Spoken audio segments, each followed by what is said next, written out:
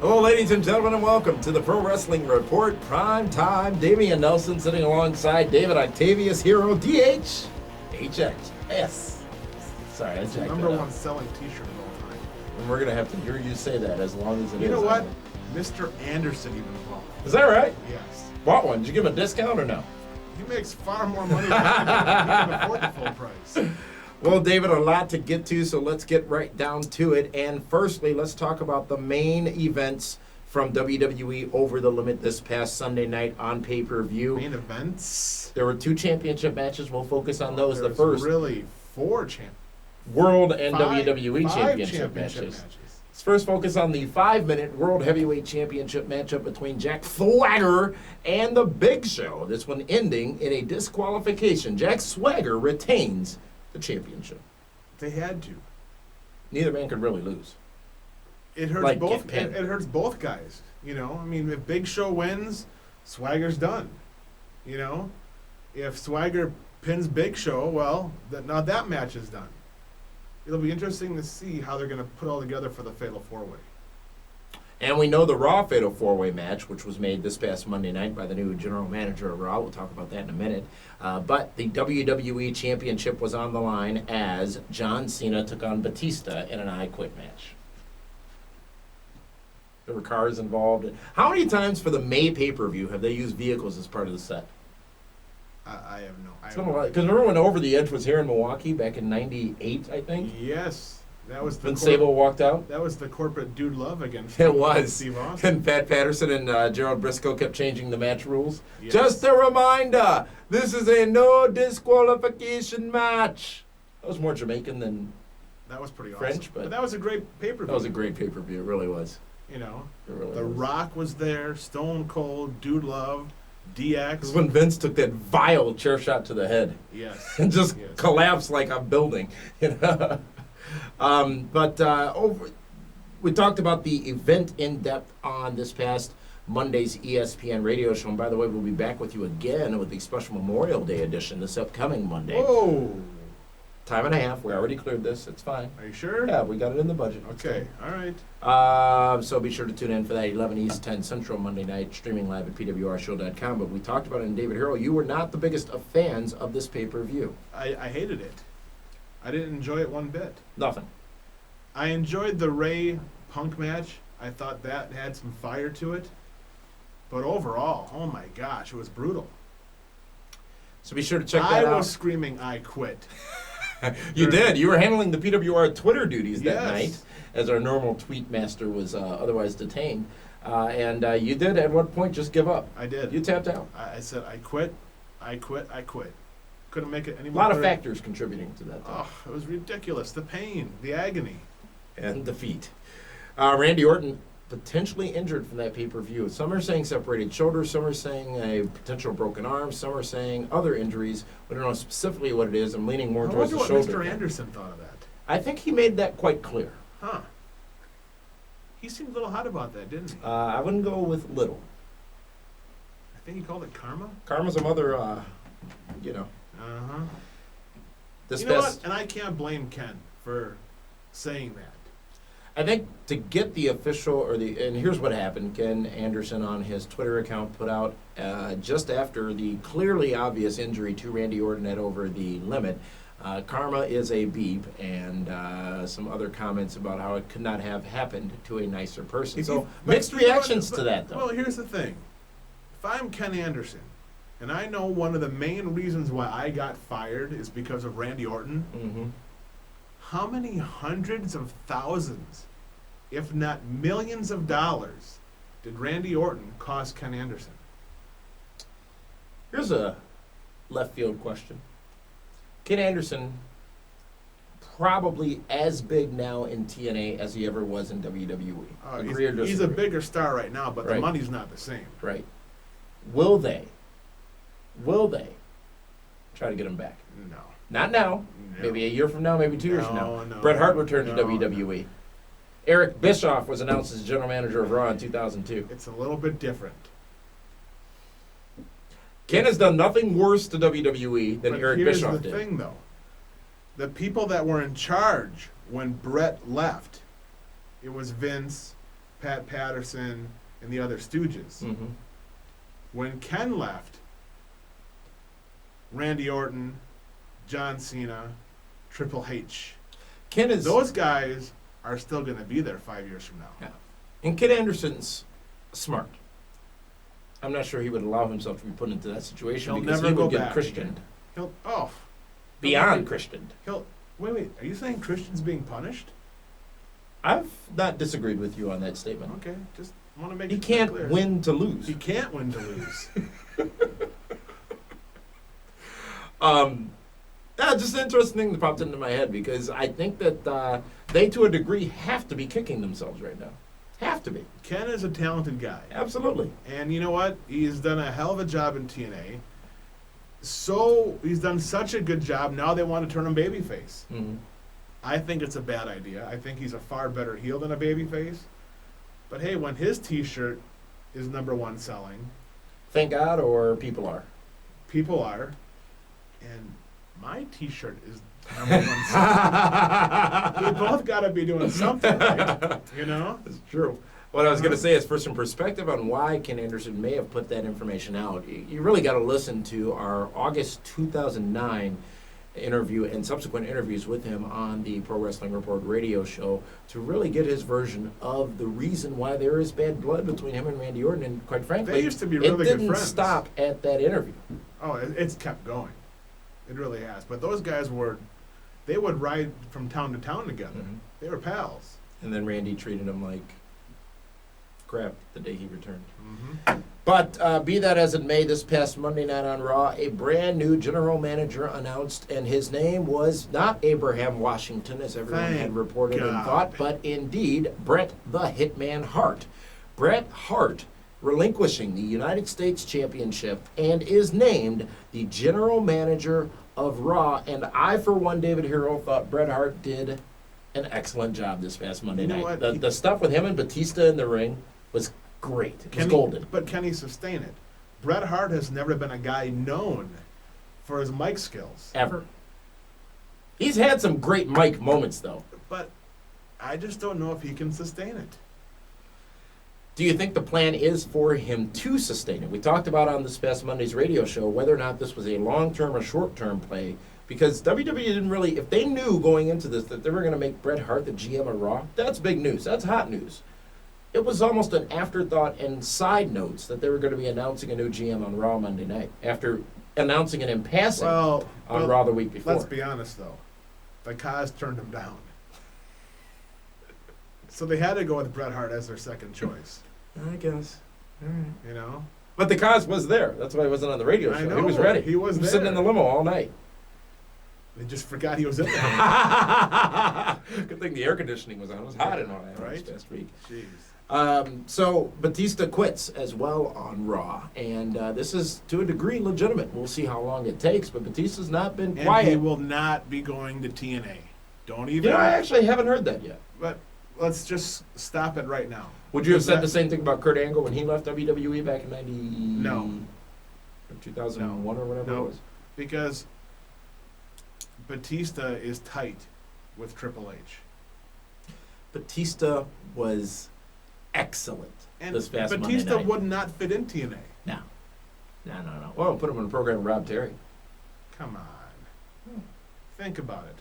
You bring Batista into TNA, who does he work with? Oh, no, that's easy. He'd work with. Yeah. Maybe he could work with, OJ?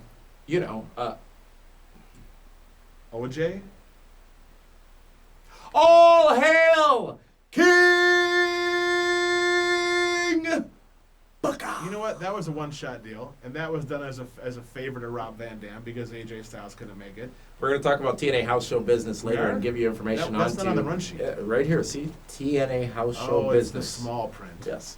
And we're going to talk about that. There's a big story surrounding Booker T as it pertains to that. But I agree. He ain't going to TNA. There's no reason for it. And there's no way they're going to match what he's making in WWE. No. He made a choice to leave the business. He said about a year ago in an interview that he wouldn't see himself doing this for longer than a year. He's a grandpa now. Remember, he's bitter about that movie situation where Triple H got picked in a movie role over him. He wants to be a movie star.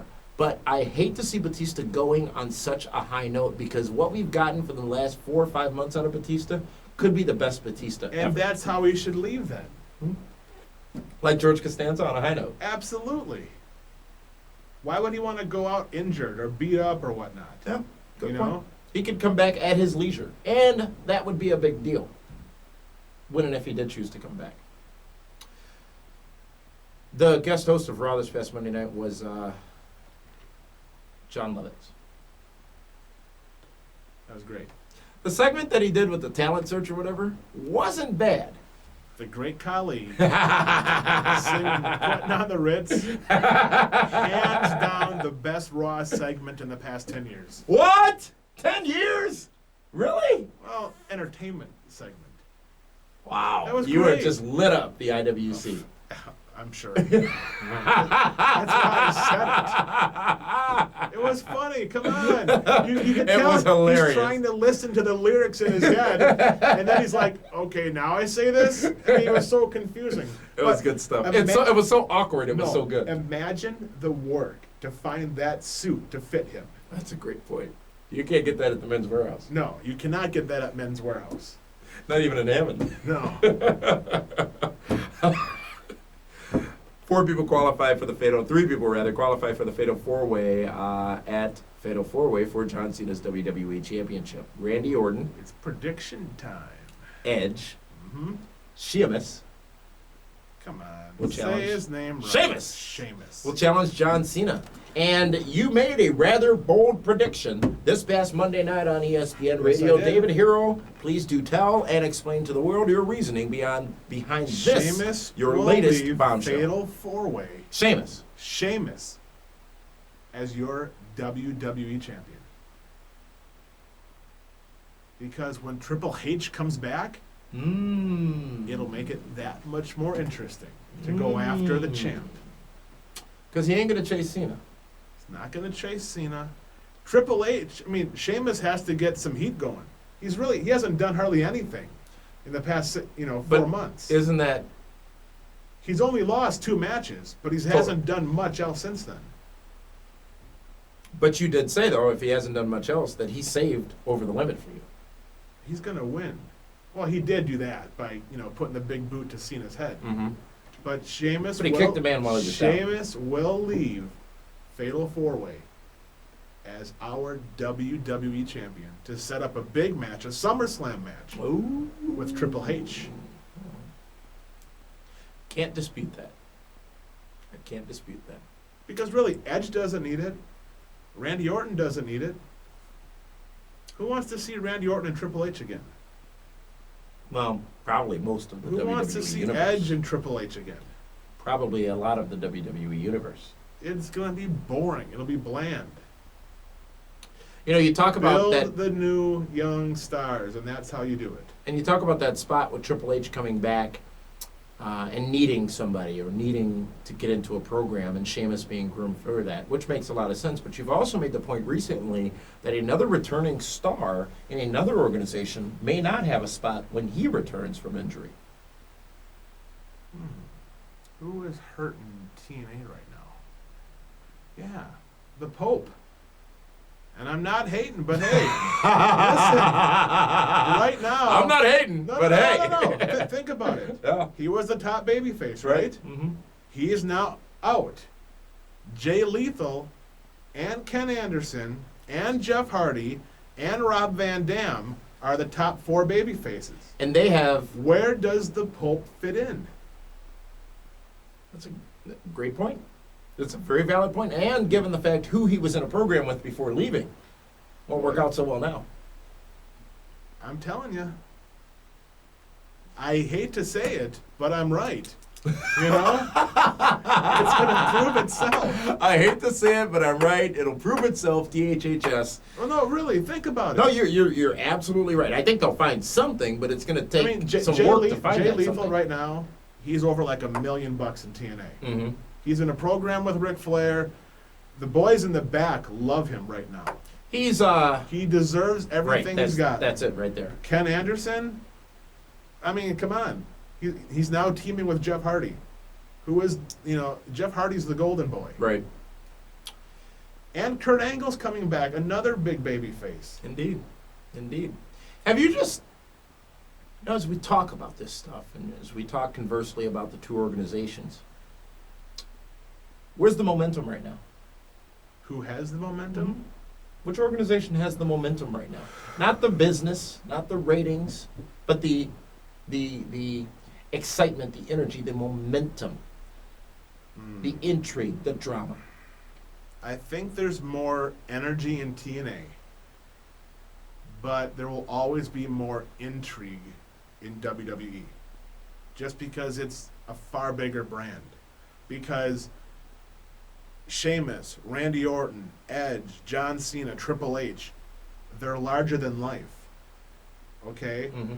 When you watch TNA, for as good as Jay Lethal is, Right. okay, for as good as Beer Money, and the other guys that they're now starting to push, AJ Styles and Samoa Joe, they're not larger than life yet. That's the big difference. Valid point. Valid point. Your overall thoughts on Raw this past Monday night? A lot happened. They really went a lot of places. You know, I'm happy for the New Heart Foundation, or the Heart Dynasty. Mhm. I'm glad things are rolling for them. But they got beat down. Right, but you know By the what? Usos. That's good that they're going to now try to establish some tag teams. Mm-hmm. Okay? I believe the woman that is Jimmy Snuka's daughter Mm-hmm. and the Uso brothers, the Samoans, I think that could be some good wrestling, They came in hot. you know? However, they looked a lot like a very thin version of Head 3 shrinkers? minutes. Yeah. Other than that, I mean, I thought that the Edge Jericho Cena match was better than Sunday's pay-per-view main event. Okay. But poor Mark Henry, Yeah. boy, who did he piss off? Right. You know? I mean, he's just getting beat by everybody right now. Mm-hmm. And your buddy The Miz. Wow. What do you mean? He's doing jobs left and right. You know, I think you you know ever hear what? that song by Paula Abdul? You take Straight up. Now Tell Me, Do You Really Want to Love Me Forever? Forever Your Girl? We're not talking hit and run. No. You take 2 steps forward, 3 steps back. Yeah. Okay. He's taking those smaller steps forward. No, he's jobbing right now. He's losing the occasional and match. He is losing clean right. It's not a quick roll up. He's getting It's hit. heat! He's getting he's not even getting his heat back. He's getting hit with finishers and getting pinned. Sharpshooters. Okay, what The sense lie does it detector. make? What sense does it make for R-Truth to be, for R-Truth to be the United States champion? Because he needs it more than The Miz. So, to your point, The Miz he's okay. Well, yeah, It'll bounce off for a little He's a while. bigger star than R-Truth right now. But what message are they sending now that The Miz is so beatable? What program is he in, The Miz? What's he got? Right now he's in no program. Yeah. Well, he'll be in a program probably with R-Truth pretty soon. No, that's Daniel Bryan. That one's still coming. Ah, yes. So see, this is just like, you pause a good movie sometimes at the part you like or at the part you want to get back to later. Like It's just a Swordfish. pause. It's a good movie. It was a great It was a movie. very good movie. Unexpectedly good movie. Love Swordfish. Did you see Iron Man 5? 2. 2? I thought Yes. we were higher than that. No. Did you see it? It was Press the okay. button. It was all right. Before we get too far off on a tangent, Candice Michelle. She had a baby girl. Congratulations. Just a few days ago, baby by the name of Aki Ann Rose. Aki?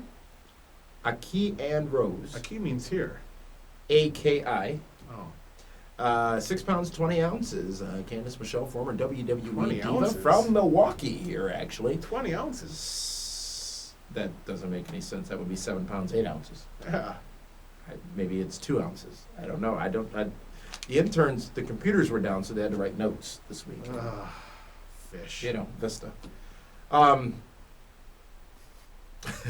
WWE also has announced a new movie that they're going to be working on and releasing, starring Triple H, called The Chaperone, and it is a kids' action movie.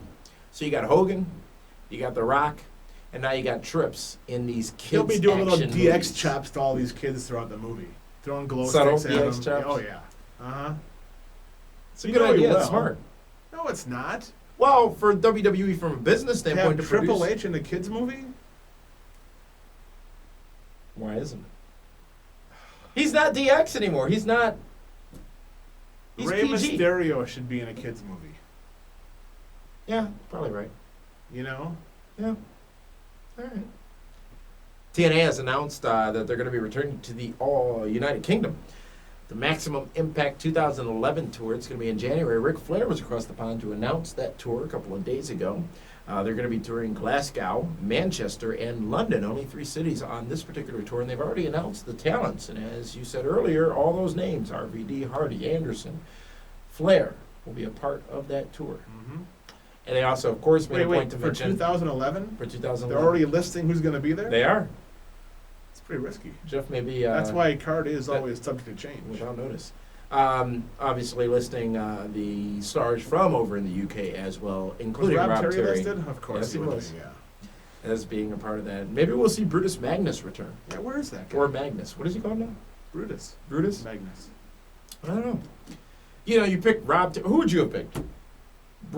You see Doug Williams obviously getting a bit of a push. Rob Terry obviously getting a rocket push. And Brutus sits on the sidelines. It's amazing. But keep in mind, though, when Brutus came in, not so good. Well, no, Got because better. they made him a gladiator. They did. Yeah, but then... Yeah, like goofy gimmick he had. It was horrible. It was like Ron Simmons as Farouk. Funny story, Ron Simmons, SummerSlam 1996, Cleveland, Gateway Gund Arena. We're at the hotel. Somewhere or another, we ended up at the same hotel as the wrestlers.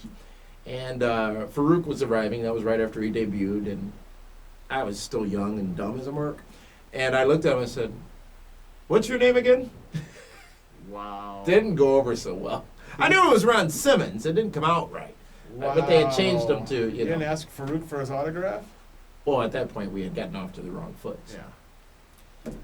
TNA, WWE. Mm-hmm. A couple of weeks ago, we went to a house show for TNA Wrestling down in Hammond, Indiana. We've been to several WWE house shows, obviously. Right now, the true success story in TNA Wrestling is their house show business. You take a look at some of the things they're doing at those shows, obviously That's bringing their in... success story? Probably right now. Certainly has an impact. Okay. Bringing in... I think it's the grab bag.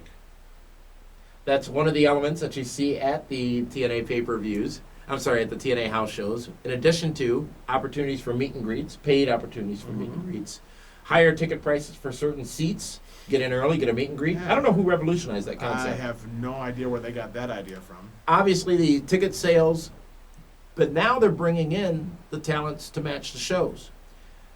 RVD on the card. Kurt Angle on the card.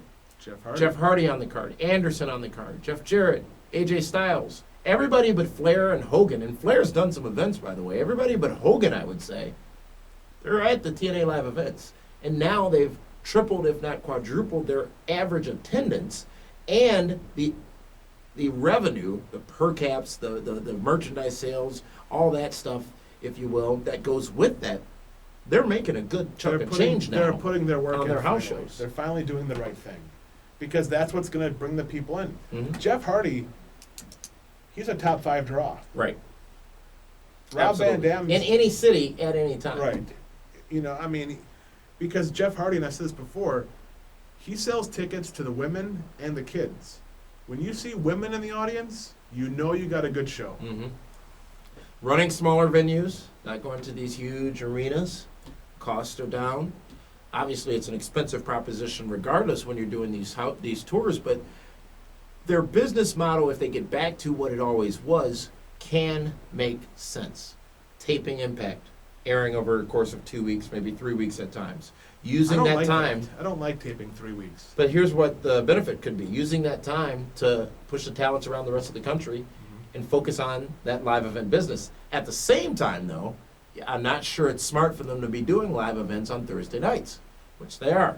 Which some of the talent mentioned to us. Mhm. They don't understand that. Right. Because not that the 500 people or 600 or 1,000 that go to that live event are going to miss Impact because they could DVR it, but that's their night. Right. What's next? What should they do next to continue growing this business, or should they just stay the course? I think right now, TNA, they're on the right track because they're back on Thursdays. Mm-hmm. They're taking baby steps. Ratings have gotten almost back to the level before they left, which is good. There's over 1 million viewers a week now. They're still learning. Absolutely. You know, a lot of the people that work in TNA were never in the wrestling business before, so they're still learning it. And what do you learn most from? Oh, trial and error. Absolutely. And they have trialed, and they have There's erred. been some errors. But again, I will continue to give TNA all the credit in the world for taking those risks. Like them or not, whether they made sense or not, hindsight's always 20/20. And looking at things now may be a different perspective than looking at them going into it. But they tried it. They tried going to Mondays. Didn't work out so well. They should have waited until the fall. Absolutely.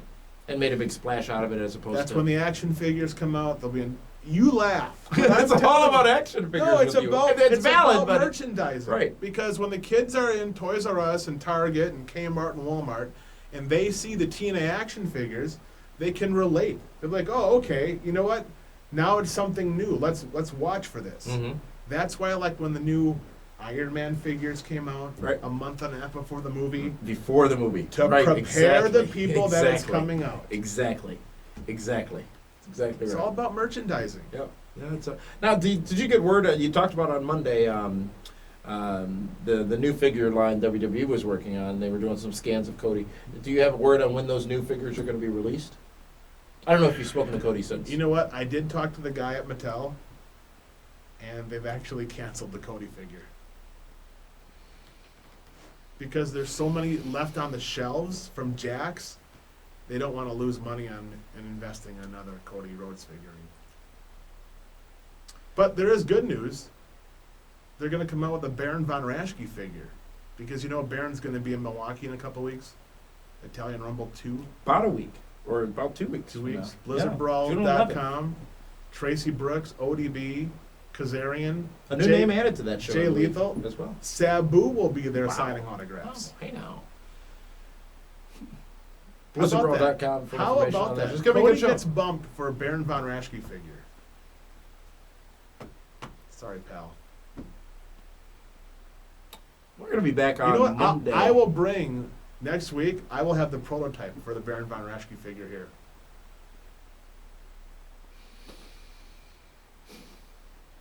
What happened to the Roads on a Rope? I thought we were going to have that this week. Right. Exactly. You know, I just can't buy them. I just don't want to spend the $9.99 on a Cody Rhodes figure. Oh, $9.99 now. I thought they were all on sale. Well, they are on sale. Action But- figures are more than $6 nowadays. But it's a shame, yes.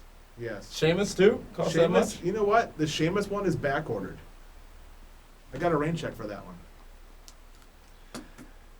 WWE house show business versus TNA house show business. Two distinctly different presentations. Completely TNA can do what they're doing right now. WWE, quite frankly, can't.